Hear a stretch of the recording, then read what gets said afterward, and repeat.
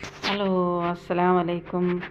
നിങ്ങൾ സാധാരണയായിട്ട് പച്ചക്കുരുമുളക് അരച്ച് നിങ്ങൾ മത്തിക്കറി എല്ലാവരും വെക്കുന്നുണ്ടാവും. പക്ഷേ നിങ്ങൾ പച്ചക്കുരുമുളക് ചുട്ടരച്ചിട്ട് കുടംപുളിയും പാർന്ന് നിങ്ങളൊന്ന് ചിക്കൻ കറി വെച്ച് നോക്ക്. പിന്നെ നിങ്ങളുടെ ജീവിതത്തിൽ ചിക്കൻ കിട്ടിയില്ലെങ്കിൽ അങ്ങനെ നിങ്ങൾ ഉണ്ടാക്കൂ. പിന്നെ നിങ്ങൾ സാധാരണ ചിക്കൻ കറി നമ്മൾ സാധാരണ വെക്കുന്ന പോലെ നിങ്ങൾ വെക്കൂല. അതെങ്ങനെയാണെന്ന് പറഞ്ഞാൽ, പച്ചക്കുരുമുളക് പറിക്കുക. ഒരു 10 കായ് പച്ചക്കുരുമുളക്, 10-12 കായ് പച്ചക്കുരുമുളക് പറിച്ചിട്ട് അതിനെന്തൊക്കെ നല്ല കഴുകി വൃത്തിയാക്കി അതിനെ ഗ്യാസിൻ്റെ ബർണറിൽ വെച്ചിട്ട് ഒന്ന് ചുട്ടെടുക്കുക. എന്നതിന് ശേഷം അതിനെ അതേപോലെ തന്നെ അത് ഊർത്തിയെടുക്കുകയൊന്നും വേണ്ട.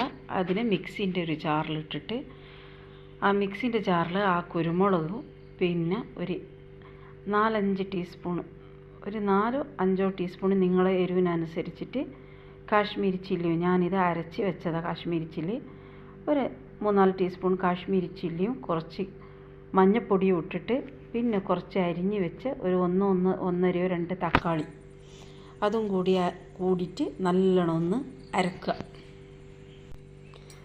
നല്ല നൈസായി അരച്ച ഈ മസാലക്കൂട്ടിൽ ഈ കഴുകി വെച്ച ചിക്കന് അതും കൂടി ചേർത്ത് അതിൻ്റെ കൂടെ ഞങ്ങൾ സാധാരണ ഇറച്ചിക്കറിക്ക് ഉപയോഗിക്കുന്ന തക്കാളി, പച്ചമുളക്, ഇഞ്ചി, വെളുത്തുള്ളി, കറിവേപ്പില എല്ലാ ഈ പച്ചക്കറികളും ആ മസാലക്കൂട്ടുകളെല്ലാം കൂടിയിട്ട് ഈ അരച്ച് വെച്ച ഈ പച്ചക്കുരുമുളകിൻ്റെ മസാലയും കൂട്ടിയിട്ട് നല്ലോണം അതൊന്ന് കുഴച്ച് അതിന് 1 മണിക്കൂർ റെസ്റ്റ് ചെയ്യാൻ വെക്കുക.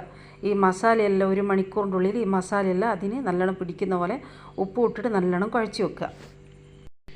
നിങ്ങൾ സാധാരണ എല്ലാവരും കുക്കറിൽ ഇറച്ചിക്കറി വെക്കുന്ന ആളായിരിക്കും. പക്ഷേ കുക്കറിൽ ഇറച്ചിക്കറി വെച്ച് കഴിഞ്ഞാൽ അതിൻ്റെ മണവും ഗുണവും ടേസ്റ്റും എല്ലാം പോയി. ആ വിസിലടിച്ചിട്ട് എല്ലാ സംഭവവും അതിൽ പോയി.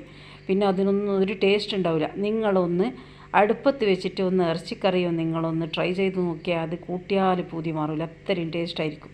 അതുകൊണ്ട് ഞാനിന്ന് അതിനായിട്ട് മെനക്കെട്ട് അടുപ്പ് കത്തിച്ചിട്ട് ഞാൻ അടുപ്പത്ത് വെക്കാൻ പോവുക.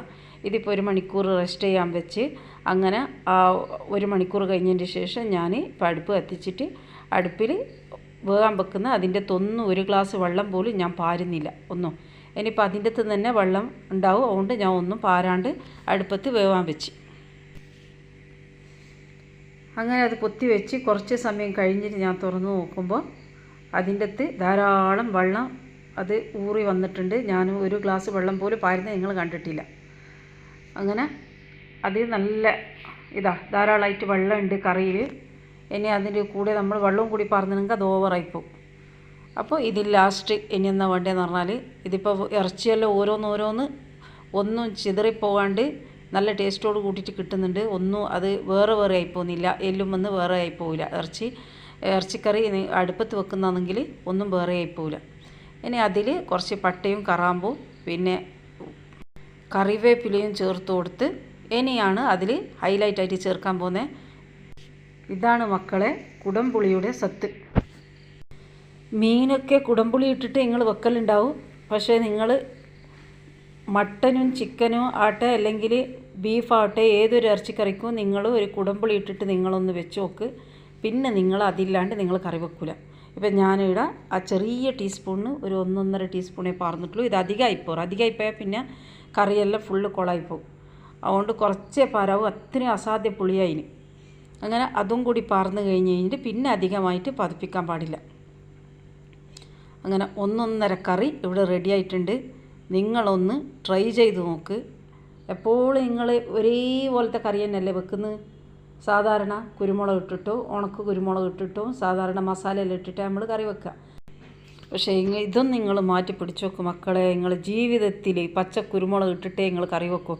പച്ചക്കുരുമുളകും കുടംപുളിയും ഇട്ടിട്ട് അത്രയും ടേസ്റ്റാണ്. പക്ഷേ പച്ചക്കുരുമുളകിനൊരു സീസൺ ഉണ്ട്, അത് കഴിഞ്ഞാൽ പിന്നെ കിട്ടൂല. അതിൻ്റെ ഇടയിൽ നിങ്ങളൊന്ന് കറി വെച്ചിട്ട് നോക്കും ഇൻഷാ അല്ലാഹ്. വീഡിയോ ഇഷ്ടപ്പെട്ടാൽ ലൈക്ക് ചെയ്യാനും സബ്സ്ക്രൈബ് ചെയ്യാനും മറന്നു പോകരുതേ. ഇന്ന് വീണ്ടും ഒരു വീഡിയോ ആയിട്ട് വരുന്നത് വരെ എല്ലാവർക്കും അസ്സലാമു അലൈക്കും വറഹ്മത്തുള്ളാഹി തആല വബറകാതുഹു.